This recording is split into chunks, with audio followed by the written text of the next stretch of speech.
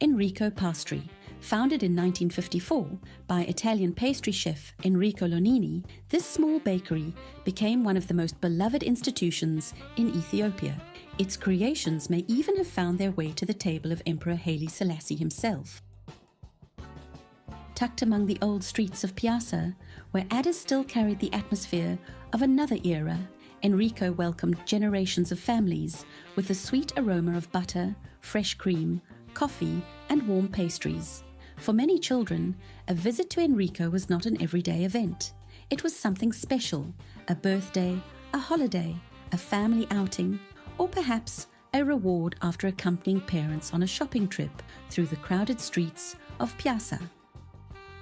Many still remember standing in front of the display cases, looking through the glass at rows of pastries that seemed almost magical, delicate millefeuilles layered with cream, light choux pastries filled with custard, fruit tarts shining under the lights, cream cakes decorated by hand, and carefully prepared pastries that reflected generations of Italian tradition.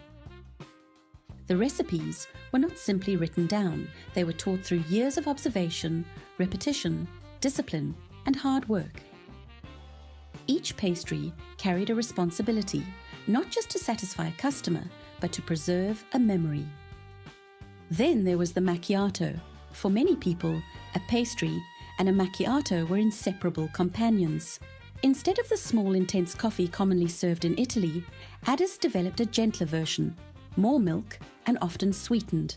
The smooth, rich, comforting coffee with a flaky millefeuille became one of the defining experiences of old Addis Ababa. Over time, this style of macchiato spread throughout the city and became part of Ethiopian cafe culture. Today, when Ethiopians order a macchiato, they are often enjoying a drink that has evolved far beyond its Italian origins. In this photograph, we see the founder, Enrico Lonini, together with his wife, Giulia Maliavaca. Many former employees remembered Mr. Enrico as a man deeply devoted to his craft, but one who communicated almost entirely in Italian. His wife Giulia was different. Those who knew the family recall that she spoke several languages, including Amharic. In a multilingual city like Addis Ababa, that ability would have been invaluable. She could communicate with customers, suppliers, employees, and the wider community around the bakery. While history often remembers the founder whose name was above the door, it is possible that Giulia played an equally important role behind the scenes. Many of the machines that continue to serve the shop today are the very same Italian-made ovens, mixers, and equipment that were installed more than 70 years ago. Built in an era when machines were designed to last a lifetime, these old workhorses continue to perform their duties day after day with astonishing reliability. In a world where so much is quickly forgotten, some things quietly endure. But Enrico's greatest legacy is not found in its old machines. It lives in its people. Among the familiar faces who devoted their lives to this place was the head waiter, seen in this photograph. His son grew up within these walls. As a young boy, he wandered through the kitchen, watching the old Italian master chefs at work. Little by little, he learned their craft, absorbing the recipes and traditions that made Enrico what it is. Today, the boy who once looked on with curiosity stands as Enrico's head chef. He remembers that learning at Enrico was never easy. The recipes had to be followed exactly, with little room for shortcuts or mistakes.